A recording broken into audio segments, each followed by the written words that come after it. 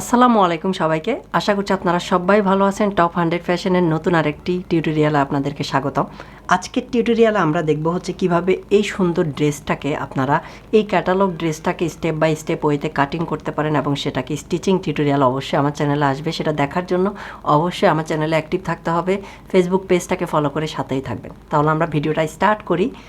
আজকের লাক্সারি কটনের টিউটোরিয়াল আমি আপনাদেরকে দেখাবো কিভাবে এই সুন্দর ড্রেসটাকে আপনারা হচ্ছে স্টেপ বাই স্টেপ ওয়েতে কাটিং করতে পারেন এবং সেটাকে স্টিচ করতে পারেন। এর আগে আমি আপনাদেরকে কিছু নিয়মকানুন সম্পর্কে বলে দিই। যেমন হচ্ছে এই ইয়োগগুলা বা প্যানেলগুলা হচ্ছে নর্মালি টিস্যু কাপড়ের উপর করা হয়ে থাকে। এটাকে আপনি আপনার সুবিধা মতো হচ্ছে এটাকে কাটিং করে তারপরে হচ্ছে লাগাতে পারেন। আপনি কিন্তু নর্মালি এগুলাকে কখনোই হচ্ছে এভাবে ফোল্ড করে লাগাতে যাবেন না। এগুলাকে জাস্ট হচ্ছে কাটিং করে নিয়ে একদম কিনার দিয়ে তারপর সেলাই করে লাগাবেন। বাট সেলাই বা অনেক সময় দেখা যায় সেলাই করার পর আপনি এটাকে কাটিং করে নিতে পারেন।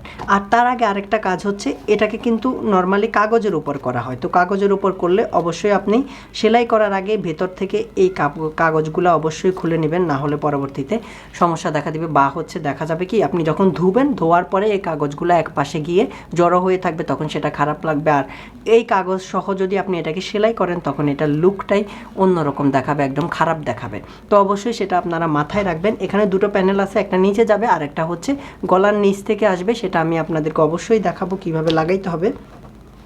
এই প্যানেলটা আসবে হচ্ছে স্লিভসের মধ্যে এবং সেটা সহ আমি আপনাদেরকে দেখাবো কিভাবে স্টিচ করতে হবে এবং সেটা কাটিং তো অবশ্যই আজকে দেখাবো। আর এটা আসবে হচ্ছে ড্রেসের ঘেরের মধ্যে। তো এই ছিল প্যানেলগুলা। আর এটা হচ্ছে আমাদের ড্রেসটা। এই ড্রেসের পাশে যে অংশটুকু কাজ করা আছে এই কাজটা হচ্ছে আমরা ড্রেসের নিচে দিব। তো অবশ্যই আমরা ড্রেসের নিচে দেওয়ার জন্য প্রত্যেকটা পার্টকে প্রথমে কাটিং করে নিয়ে আয়রন করে তারপরে আপনাদেরকে আমি ফাইনাল লুক কীভাবে কাটিং করতে হবে সেটা দেখাচ্ছি। বাট অবশ্যই তার আগে হচ্ছে অবশ্যই প্রত্যেকটা পার্টকে আমরা হচ্ছে কাটিং করে নেব, সামনের, পেছনের এবং স্লিভসেরটাকে আলাদা করে নেব এই কাপড়টা থেকে। যেহেতু এই যে প্রত্যেকটা অংশ এখানে ডিভাইড করা আছে, প্রত্যেকটা অংশ কাটিং করার জন্য দাগ দেওয়া আছে, কাটিং করে আমি আয়রন করে তারপর দেখাচ্ছি আপনার। সো গাইস, আমরা এখানে ড্রেসের প্রত্যেকটা অংশকে কাটিং করে নিয়েছেন। যেমনটা আমি আপনাদেরকে বলতেছিলাম, এই ইয়োগটার ভেতরের দিকে যতগুলো কাপড় ছিল আমরা সেই কাপড়গুলোকে সরাই নিছি যাতে ভেতরের দিকটা খুব সুন্দরভাবে ফুটে ওঠে। আর এদিকের পাশটাতে আমরা কিন্তু এটাকে তাতান দিয়ে কাটিং করছি, নর্মালি কেচি দিয়ে কাটিং করি নাই, কারণ কেচি দিয়ে কাটিং করলে এই পাশগুলা থেকে অলওয়েজ সুতা বের হইতে থাকবে। ওই জন্য যাতে সুতাটা না বের হয় ওই জন্য আমরা খুব ফিনিশিং করে চারটা পাশ একদম হচ্ছে প্রত্যেকটা পাশেই হচ্ছে তাতান দিয়ে কাটিং করছি। এখানে দুটো অংশ হবে, একটা উপরের দিক থেকে থাকবে আর একটা হচ্ছে নিচের দিক থেকে থাকবে। তো আমরা এটাকে কমপ্লিটলি কাটিং করে নিছি। আপনারাও ঠিক সেমভাবে যদি তাতান দিয়ে কাটিং করতে না পারেন তাহলে অবশ্যই সাইডটাকে আপনারা হচ্ছে ফোল্ডিং করে সেলাই করবেন। আর ফোল্ডিং করে সেলাই করলে বেশি একটু ফিনিশিং হয় না, ওই জন্য আমি তাতান দিয়ে কাটিং করে নিছি, এটাকে আলাদা করে রাখলাম। আর এখানে প্রত্যেকটা অংশকে, সামনের অংশ পিছনের অংশ দোনোটাকে আমি কাটিং করে এই দিকটাতে খোলা অংশটুকু আছে আর এদিকে হচ্ছে বন্ধ অংশটুকু আছে, এটাকে ডাবল ভাঁজ দিয়ে খুব সুন্দরভাবে আয়রন করে নিছি। আর এই অংশটা হচ্ছে আমাদের ড্রেসের নিচে যাবে, যেটাকে আমরা হচ্ছে ড্রেসের সাইড থেকে হচ্ছে আমরা কাটিং করে রাখছি। এটাকে আমরা ঝুলাই বসাবো ড্রেসের নিচে। যখন এটা স্টিচিংয়ে যাব তখন আমি আপনাদেরকে কিভাবে বসাতে হবে স্টেপ বাই স্টেপ দেখাবো। এখন আমরা ড্রেসটা কমপ্লিটলি কাটিংয়ে চলে যাচ্ছি, কিভাবে এটার মেজারমেন্টগুলো শুরু হবে। প্রথমে আমি ড্রেসটাকে কমপ্লিটলি একটা পার্ট ছোট আর একটা অংশ বড় ভাঁজ দিয়ে রেখেছি, কারণ হচ্ছে গিয়ে আমার ড্রেসটা কমপ্লিটলি অনেক বড় আছে, ওই জন্য হচ্ছে যতটুকু আমার ঠিক প্রয়োজন ঠিক সেম সে অনুযায়ী হচ্ছে আমি ভাঁজ দিছি, যাতে এই অংশটুকু আমি গলার মধ্যে ইউজ করতে পারি আর ডিজাইনটা খুব সুন্দরভাবে ফুটে ওঠে। চলুন আমরা মেজারমেন্টটা দেখি। প্রথমে আমি ড্রেসটাকে যে জায়গা থেকে কাটিং করব ঠিক সেম সে জায়গাতে একটা দাগ দিয়ে নিব, যেটা আমি আপনাদেরকে অলওয়েজ বলি যেখান থেকে আমি মেজারমেন্টগুলো নিব। এই ড্রেসের গলা আমরা বেশি বড় বানাবো না, এই ড্রেসের যাতে একটা ডিজাইন আছে এই ডিজাইনটা যাতে খুব সুন্দরভাবে থাকে আমরা জাস্ট হচ্ছে এই দাগ বরাবর এটাকে কাটিং করব। কাটিং করার পর যাতে বাহিরের দিকের ডিজাইনটা খুব সুন্দরভাবে থাকে ওই জন্য হচ্ছে আমরা এই ড্রেসের মধ্যে শুধু 1/2 ইঞ্চি সেলাই করে একটা পাইপিং দেবো, এর চেয়ে বেশি আমরা কিছুই করব না। তো যেহেতু এখানে গলাটা প্রায় 5 ইঞ্চির মতো থাকবে, আমরা এখানে শোল্ডার যতটুকু মেজারমেন্ট নিয়েছিলাম ঠিক ততটুকুই কাটিং করব, বেশি বড় করব না, যেহেতু সামনে পেছন থেকে গলাটা ছোটই হবে। আমাদের এখানে শোল্ডারটা হচ্ছে 14, এর চেয়ে আমরা বাড়াবো না, এর চেয়ে কমাবো না। এই 14-র ভিতরেই হচ্ছে আমরা এই দিক দিয়ে হচ্ছে 1/2 ইঞ্চি স্লিভসের জন্য এক্সট্রা সেলাই করব, বাট এক্সট্রা কাপড় না, ভিতরের দিক থেকে যে আমরা 7 ইঞ্চি নিয়েছিলাম এই 7 ইঞ্চির ভিতর থেকে 1/2 ইঞ্চি হচ্ছে এক্সট্রা স্লিভসের জন্য সেলাই যাবে। এরপর আমরা হচ্ছে আর্ম হোলের মেজারমেন্টটা নিব। আর্ম হোলের মেজারমেন্টটা আমরা প্রথমে একটা 6.5-এর মধ্যে দাগ দিচ্ছি। আর্মহোলের এই দাগটা আসলেই ফিক্স না, কারণ হচ্ছে আমরা এই দাগটাকে অনুমান নির্ভর দিয়ে থাকি। আপনি যখন কাজটা করবেন তখন আপনি কাজ করতে করতে আপনি এই কাজের উপর যখন দক্ষ হয়ে যাবেন তখন বুঝতে পারবেন কতটুকু দরকার আছে। তো ওই জন্য যখন বাড়ানোর দরকার বাড়াতে হবে, কমানোর দরকার হলে কমাতে হবে। এবার আমরা হচ্ছে এই দিক থেকে আর একদম শোল্ডারের উপর থেকে এই দাগটাকে কমপ্লিটলি সোজা না টেনে আমরা প্রায় 1/4 ইঞ্চের মতো আমি এদিক থেকে এই দাগটাকে একটু ভিতরের দিকে দাগটা টানলাম। এরপর আমরা এখন বডির মেজারমেন্টটা নিচ্ছি। বলতে পারেন এই দাগটা কেন একটু ভিতরে নিছি, তাহলে এই দিকের শেপটা সুন্দর আসবে, পেছনের দিকে কাপড়ের কোনো রিঙ্কেলস আসবে না। এরপর আমি বডি মেজারমেন্টটা নিচ্ছি। আমাদের বডিটার মাপ হচ্ছে 22 ইঞ্চি, তাহলে অর্ধেক 11 ইঞ্চি পরিমাণ আমি হচ্ছে দাগ দিয়ে দিলাম। এরপর আমার কাছে যে ফ্রেঞ্চ কার্ভটা আছে এই ফ্রেঞ্চ কার্ভটা বসিয়ে আমি হচ্ছে সুন্দরভাবে একটা রাউন্ড শেপ দিয়ে নিলাম। এবার আমার আর্মহোলটা দরকার আমার 8.5 ইঞ্চি, তাহলে আমার মেনলি আরও 1/2 ইঞ্চি সেলাই যাবে 9 ইঞ্চি। আমি আরও 1/4 ইঞ্চ বেশি করে 9 থেকে 1/4 ইঞ্চ বেশি তারপর হচ্ছে এই দাগটা দিয়ে নিব। তারপর হচ্ছে আমি এখানে সেলাইয়ের জায়গাটুকু রেখে তারপর হচ্ছে আর্মহোলটাকে মেজারমেন্ট করে নিচ্ছি। তো এখানে দেখা যাচ্ছে প্রায় 10 চলে আসতেছে, আমার এতটুকুর প্রয়োজন নাই, তাহলে আমি এদিকে আরও 1/2 ইঞ্চি পরিমাণ এটাকে ছোট করে দিচ্ছি। ছোট করার পর এরপর আমার কাছে যে ফ্রেঞ্চ কাপটা আছে, এবার ফ্রেঞ্চ কাপটা বসিয়ে আমি সুন্দরভাবে এটাকে এবার আবার একটা রাউন্ড শেপ দিয়ে নিলাম। তার মানে আমি 1/2 ইঞ্চি ছোট করে নিলাম। এটাই বলতেছিলাম যে এই দাগটা বেশি বা কম হইতে পারে, আপনাকে পরে বাড়ানো বা কমানোর যদি প্রয়োজন হয় আপনি সেটা অবশ্যই করে নেবেন। এরপর এই দাগটা থেকে আমি হচ্ছে নিচের দিকে কতটুকু বন্ধ রাখবো সেটার সাথে 1/2 ইঞ্চি অ্যাড করব। নিচের দিকে আমি 13 ইঞ্চি বন্ধ রাখবো, তাহলে 1/2 ইঞ্চি অ্যাড করব, কারণ হচ্ছে উপরের দিকে 1/2 ইঞ্চি হাতার জন্য সেলাই যাবে। আর ঠিক 7 ইঞ্চি বা হচ্ছে উপরের থেকে আপনার পেটের মাপটা 12 বা 13 ইঞ্চিতে 13 থেকে 14-র ভিতরে, মানে 12 থেকে 14-র মধ্যেই হচ্ছে এই পেটের মেজারমেন্টটা আসে। মানুষের হাইটের উপর নির্ভর করে, কারো হাইট বেশি থাকে কারো হাইট কম থাকে। তো আমি প্রায় 13 ইঞ্চির মধ্যেই হচ্ছে পেটের দাগটা দিলাম। এরপর এই দাগগুলাকেও আমি এখানে সোজা করে নিচ্ছি চক দিয়ে। এরপর আমাদের হচ্ছে পেটের মেজারমেন্টটা হচ্ছে 18 ইঞ্চি, যেটার অর্ধেক হচ্ছে 9। আর এদিকে কোমরের মেজারমেন্টটা হচ্ছে 20.5 ইঞ্চি, যেটার অর্ধেক হচ্ছে 10 থেকে 2 সুতা।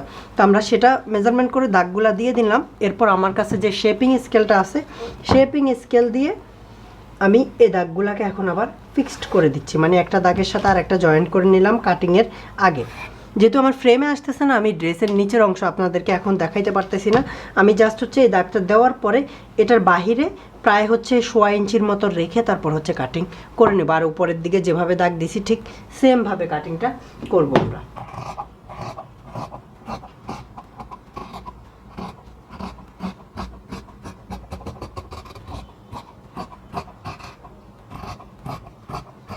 ওকে, তো আমি এই দিক থেকে কাটিং করে কাপড়টাকে সরাই নিলাম।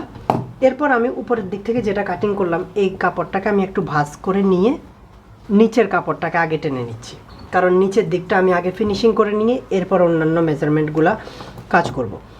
এরপর আমার ড্রেসটা কমপ্লিটলি এতটুকু না, এটার নিচে হচ্ছে আমাদের কাছে যে আরেকটা ড্রেসের নিচে আমাদের কাছে যে পার্টটা ছিল আমরা হচ্ছে ড্রেসের সাইড থেকে কাটিং করে রাখছি, এটাকে আমরা ঝুলিয়ে লাগাবো অবশ্যই, তাহলে আমাদের ড্রেসটা আরও বেশি লম্বা হয়ে যাবে। এখন ড্রেসের ঘেরটা কতটুকু বানাবো সেটা আমরা মেজারমেন্ট করে কাটিং করব। আমাদের ঘেরটা হবে 27 ইঞ্চি, তাহলে আমি অর্ধেক 13.5 ইঞ্চিতে দাগ দিয়ে নিলাম। এরপর যে সোজা স্কেল আছে, সোজা স্কেল দিয়ে তারপর হচ্ছে কোমরের দাগের সাথে এই দাগটাকে আমি প্রথমে জয়েন করে নিচ্ছি। এই জয়েন করে নেওয়ার পর আমি হচ্ছে এই কেচিটা দিয়ে পাশে হচ্ছে আমার 1 ইঞ্চির বেশি লাগবে না, 1 ইঞ্চি বরাবর কাপড় রেখে আমি হচ্ছে কাটিং করে নেব। বর্ডারের জন্য এর চেয়ে বেশি কাপড়ের প্রয়োজন নাই। ওকে, সো আমরা হচ্ছে কমপ্লিটলি এটাকে কাটিং করে নিলাম। এবার আমরা হচ্ছে উপরের পার্টে গলাটাকে কাটিং করব। যেহেতু আমরা হচ্ছে এই গলাটাকে বক্রম দিয়ে দিব না, আমরা এই গলাটাকে হচ্ছে যেহেতু পাইপিং দিয়ে দিব, পাইপিং দিয়ে দিলে আমরা হচ্ছে যেহেতু সামনে এবং পেছনের গলাটাও সমানভাবে দিব, তাহলে এখানে আগে দেখে নিতে হবে আমরা যে গলাটাকে ভাঁজ দিছি আসলে কি গলাটা সমান সমান আছে কিনা, কারণ গলাটা যদি সমান সমান না থাকে তাহলে পরবর্তীতে এই ডিজাইনটা নষ্ট হয়ে যাবে। তো ওই জন্য আমরা আগে দেখে নিলাম গলাটা ঠিকভাবে আছে। এরপর হচ্ছে আমি এই বরাবর এটাকে কাটিং করে নিচ্ছি, একদম যেভাবে ডিজাইনটা আছে ঠিক সেমভাবে ডিজাইনটার চারপাশ দিয়ে আমি হচ্ছে কাটিং করে নিলাম। এবার জাস্ট হচ্ছে আমরা এই গলাটার মধ্যেই হচ্ছে পাইপিং দিয়ে এটাকে সেলাই করব। আর পেছনের পার্টটাতে আমরা আর কিছু করতে হবে না, পেছনের পার্টটা সরাই রাখলাম। সরাই রেখে সামনের যে অংশটা আছে এই অংশটার মধ্যে আমাদেরকে কিছু মেজারমেন্ট করতে হবে। যে ছোট স্কেলটা আছে এই স্কেলটা দিয়ে এদিক থেকে প্রায় 1/2 ইঞ্চির মতো আমরা এদিকে ডাউন করব। আর স্কেলটা এভাবে বসিয়ে আমি হচ্ছে এদিক থেকে একটা দাগ দিলাম 1/2 ইঞ্চি পরিমাণ ভেতরের দিকে। এরপর আমার কাছে যে ফ্রেঞ্চ কার্ভটা আছে এই ফ্রেঞ্চ কার্ভটা দিয়ে আমি হচ্ছে এদিকে গোল পাত কাটিং করব, যাতে ড্রেসের ফিনিশিংটা সুন্দরভাবে আসে, ড্রেসটা পরলে যাতে সুন্দরভাবে দেখা যায়। আর এটার ফিনিশিং লুকটাই থাকবে অন্যরকম যদি আপনি এই ধরনের সমস্ত স্টেপ ফলো করে যদি ড্রেসটাকে কাটিং করে তারপরে বানান, তাহলে কোনো রকম কোনো প্রবলেম থাকার কথা না আপনার ক্লায়েন্টের। ওকে, তাহলে আমরা ড্রেসটা কমপ্লিটলি সামনের অংশটাকেও ফিট করে নিলাম আর পেছনের অংশটা তো অবশ্যই ফিট করে নিলাম। এবার ড্রেসের স্লিভসটা কিভাবে কাটিং করতে হবে আমরা সেটা দিব। বাট হচ্ছে ড্রেসের নিচে আমরা এটা বসিয়ে এটাকে অবশ্যই লেস দিয়ে লাগাবো। আর হচ্ছে এই ড্রেসটা যখন স্টিচ করব তখন হচ্ছে এই ইয়োকগুলাও কিভাবে বসাইতে হবে সেটা আমি অবশ্যই আপনাদেরকে দেখাবো স্টেপ বাই স্টেপ। এখন আমরা স্লিভসের কাটিংয়ের মধ্যে চলে যাচ্ছি। সো আমাদের স্লিভস হচ্ছে এটা। স্লিভসটাকে আমরা হচ্ছে প্রথমে ডাবল ভাঁজ দিয়ে রেখেছি, এদিকে বন্ধ অংশটুকু আছে আর এদিকে খোলা অংশটুকু আছে স্লিভসের। আর স্লিভসের নিচের দিক হবে এটা, উপরের দিক হবে এটা। আর স্লিভসের মুখে আমাদেরকে এই লেসটা বসাইতে হবে। খুব সুন্দর একটা লেস দিছে, এই লেসটাকে আমরা কিভাবে বসাবো সেটা হচ্ছে একদম নিচের দিক থেকে উপরের দিকে লেসটাকে বসাবো। বাট স্লিভসের মুখে আমাদেরকে কিছু মেজারমেন্ট করতে হবে, যেহেতু নিচের দিকে আমরা একটা বর্ডার করব। বর্ডারের জন্য আমি প্রথমেই 1 ইঞ্চি পরিমাণ কাপড় রেখে দিচ্ছি। আর এই বরাবর স্লিভসটাকে যেহেতু আমি লেসটা বসাবো, লেসটা যতটুকু আছে ততটুকুই লুজ বানাবো, ইচ্ছে বড় বা কম বানাবো না। তাহলে আমি লেসের বরাবর একটা মেজারমেন্ট করে নিচ্ছি আগে লেসটা বসিয়ে। তার মানে আমাদের স্লিভসটা এতটুকু পরিমাণ চওড়া হবে, এর বাইরে হবে না। এবার স্লিভসটা কতটুকু লম্বা আমি আগে সেই মেজারমেন্টটা করে নিচ্ছি। স্লিভসের হাতাটা আমি বানাবো হচ্ছে 16 ইঞ্চি লম্বা, তাহলে বরাবর নিচ থেকে 16 ইঞ্চি বরাবর নিয়ে নিলাম। বাট এই 16 ইঞ্চি কিন্তু আমি 1 ইঞ্চি বাদ দিয়ে তারপর মেজারমেন্ট করতেছি। এই 16 ইঞ্চি বরাবর নিয়ে নিলাম আর উপরের দিকে 1/2 ইঞ্চি সেলাইয়ের জন্য লাগবে নিয়ে নিছি। এবার উপর থেকে 3.5 ইঞ্চি নিচে আমাকে আরও একটা দাগ দিতে হবে। এই দাগটা কমপ্লিটলি সোজাসুজি করে নেব আমি প্রথমে। আর এই দাগটাতেই আমাদের আর্ম হোলের মেজারমেন্টটা হবে। আর্ম হোলের মেজারমেন্টটা হচ্ছে 8.5 ইঞ্চি, বাট আমি সেটা থেকে আরও 1/4 ইঞ্চ একটু বড় বানাবো, কারণ হচ্ছে লুজ ফিটিংসটা সুন্দরভাবে আসে তাহলে। আর স্লিভসের উপরের মেজারমেন্টটা হচ্ছে 6 থেকে 2 সুতা বেশি, এর চেয়ে বড়ও না কমও না, কারণ স্লিভসটা ফিটিংস হবে একদম উপর থেকে প্রায় 6 থেকে 7 ইঞ্চি নিচে হচ্ছে আমি স্লিভসের উপরের মেজারমেন্টটা নিছি। আর এইদিকে তো আমাদের স্লিভসটা একটু লুজই হবে, তো আমি এখন হচ্ছে সবগুলা দাগকে আমার কাছে যে স্কেলটা আছে এই স্কেলটা দিয়ে জয়েন্ট করে নিব। প্রথমে উপরের দোনোটা দাগকে জয়েন করলাম, এরপর এই দিক থেকে একদম রাউন্ড শেপে পুরোটা অংশকে আমি জয়েন করে নিচ্ছি। বাট এখানে একটা কথা আছে, আমাদের স্লিভসের মুখটা হবে তার মানে এর চেয়ে আরও কম। এখান থেকে আমি আরও 1/2 ইঞ্চি পরিমাণ কমাই নিলাম, 7 ইঞ্চি। তাহলে এই দাগের মধ্যে হচ্ছে আমাদের স্লিভসটা কমপ্লিটলি অ্যাটাচ হবে। আর এই দাগ পর্যন্ত আমি কাপড়টা রাখবো মুখের দিকে। আর উপরের দিক থেকে এদিকে রাউন্ড শেপটা দিয়ে দিচ্ছি প্রথমে। এবার একদম আর্মহোলটাকে সুন্দরভাবে কাটিং করতেছি।